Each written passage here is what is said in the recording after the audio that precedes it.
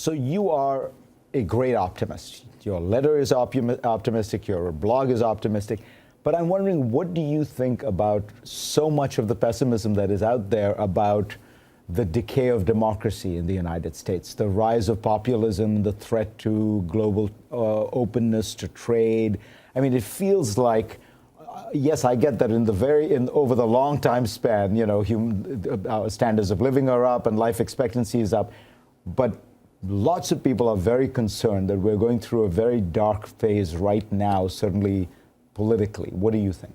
Well, the good news is that our expectations to have less violence in the world, to treat people fairly, to treat gay people equally, our standards keep going up. And so our disappointment that we fall short of those standards is helpful. It drives us to take the remaining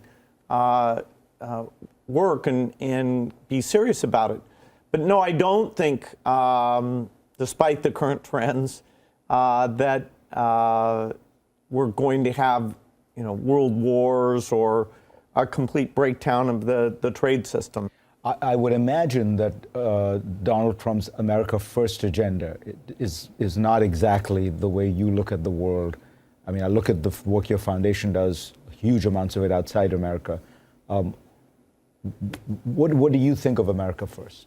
Well, America First, if you view it very narrowly, would say, we should leave NATO, we should drop foreign aid to zero, we should get out of the United Nations.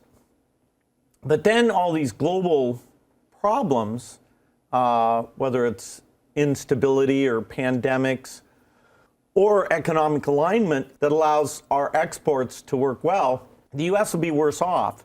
But that's the debate we're having now, that when we say, it's good to help Africa, you have to prove that eventually benefits Americans. Again, your optimism. I want to come back to that and ask you about another reason why I wonder whether there's some cause for pessimism, which is climate change. A lot of the other issues that people worry about, I think your answer would be, yeah, these are problems, but there are human solutions to it. There are ways in which human beings are already solving these problems. With something like climate change, isn't it a large enough problem? Isn't it so deeply structural? And the response seems pretty limited at this point when you consider India and China growing and all the new carbon being thrown into the atmosphere. Doesn't that make you a little pessimistic? Well, climate change, remember, my optimism is not that we can just sit back and things will take care of themselves. My optimism is based on the fact that, particularly those who are successful will put their time and resources into taking problems that, in the case of climate change, the big negative is far out, that today they'll fund the research and the policies. So we'll get serious about this. It was a setback to have the U.S. withdraw from the Paris Climate Accords. A lot of the R&D recommendations for the Department of Energy wouldn't fund some of the advances that I think are important. But I still believe that the world at large will come up with innovations that will let us decarbonize the energy and transport sectors. Now, we need a lot of innovation in these next 20 years because it takes a long time between when you invent something and it gets fully deployed in those systems. And you don't seem to be despairing at the fact that you don't have as strong a partner in the federal government as maybe you had. I'm not trying to get you to say that. I know you're being careful, but it would seem to me that Trump, America First, the priorities of Scott Pruitt on energy, this is all stuff you don't like. No, the climate change stuff, absolutely. The Congress controls the eventual spending, and they've maintained the commitment to foreign aid. They chose not to cut foreign aid. And I'm hopeful that will happen again, that they'll see that our saving lives of people with HIV and treating malaria, that our values, the relationships, the health systems you build up that would stop pandemics from coming to the United States, that 30 billion, which is a very small portion, well under 1% of our budget, that will be preserved.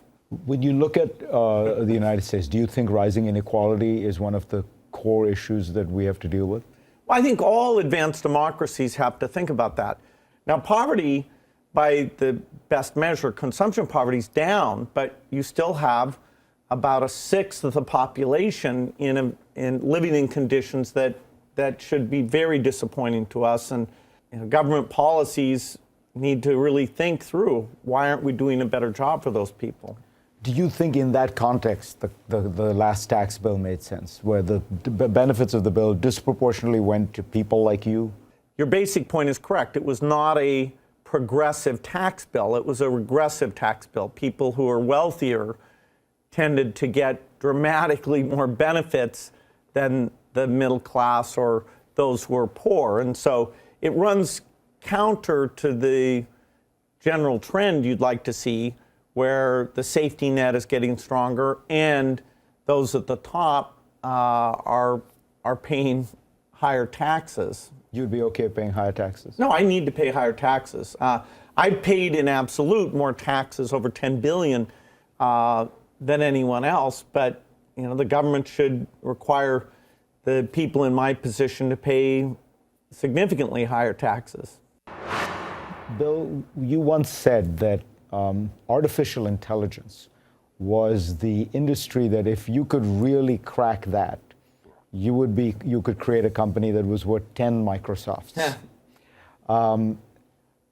Everybody has tended to think that company would probably end up being an American company. The United States dominates big technology.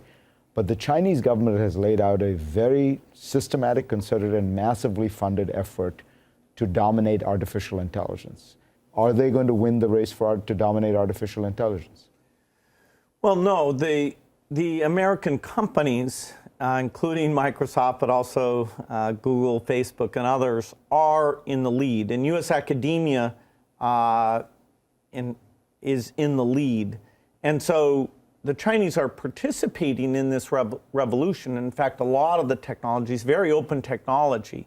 Most of the academic work is published soon after it's done. So everyone, things like speech understanding, vision, everyone understands that. If somebody's better, it's modestly better, and usually they'll publish how they achieve that. This is a very key technology. It's going to make industries more efficient. It'll be used by the military, and the U.S. historically has had its military more connected to new technical breakthroughs than any other country.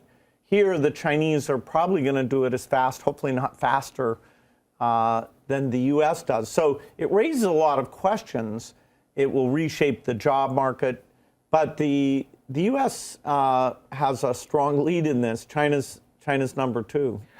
We've talked about inequality. Do you think it's fair that you as an individual have as much influence as you have? No, it's kind of strange that people who are super successful often have more influence. Now, if you have that, hopefully you try and use it not just to increase your net worth or your glory, but for broader causes. But yeah, it is an unusual system that very successful people have more influence. How much money have you given away so far? Well over $40 billion. What's the simplest answer to the question people might ask, which is the vast majority of your giving benefits non-Americans? Why do you do that? Well, we give $500 million a year to U.S. education, so that's our second biggest area. Our biggest, by quite a bit, is the global health work. And there, because there was such a vacuum that very few people were working in that space, including bringing scientists in to create new vaccines, that the impact per dollar we're saving lives for less than $1,000 of money being put out there. That we just saw a unique role for us in infectious disease, and that became our biggest program. We're very committed to the U.S. piece. We're looking at how the education work can connect to other people working in anti-poverty areas. But it does seem to be that underlying it is a basic philosophical idea that all human life is That's equal. right. That's written on the walls of the foundation. And does that idea that all human life is equally worthwhile, and if you can, get the biggest bang from your buck by spending on those people out there, is that something that came to you from your Christianity, from your basic, so all God's children? Where does it come from? Well, it's pretty clear, when you go to Africa and you meet the parents, their values about their children surviving are no different than in the rest of the world.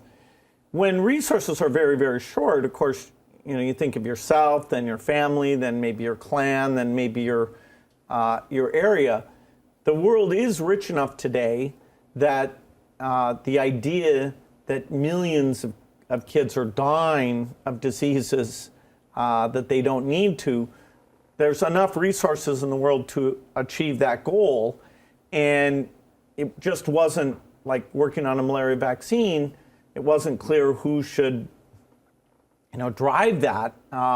And so I was pretty stunned to find that something that impactful wasn't being funded. I think it's phenomenal that we can help out people in other countries. And over time, those countries, as they get their health and education in good shape, they become self-sufficient. And then the world gets to focus on the remaining countries. So, today, some people are graduating India out of support. We probably will over the next 10 years.